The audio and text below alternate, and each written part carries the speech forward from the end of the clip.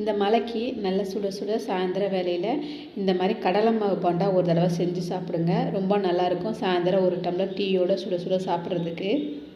ஒரு கப் அளவுக்கு கடலை மாவு எடுத்திருக்கேன். இது கூடவே ஒரு மீடியம் சைஸ் பெரிய வெங்காயம் பொடிசாக நறுக்கி சேர்த்துக்கணும். ஒரு கைப்பிடி அளவுக்கு முருங்கைக்கீரை சேர்த்துருக்கேன். நான் இந்த கீரை சேர்க்காமையும் செய்யலாம்.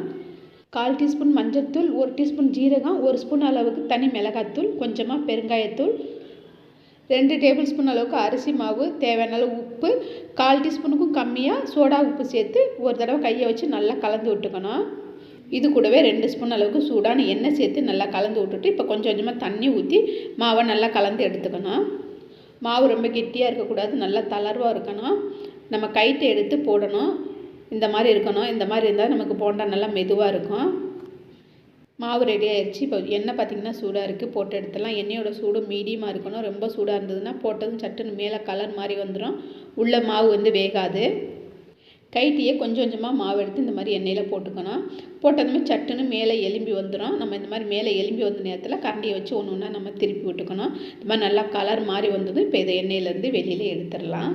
இந்த போண்டா செய்யறதுக்கு ரொம்பலாம் நேரம் ஆகாது. வெறும் 10 நிமிஷத்தில் செஞ்செல்லாம் ட்ரை பண்ணி பாருங்கள்.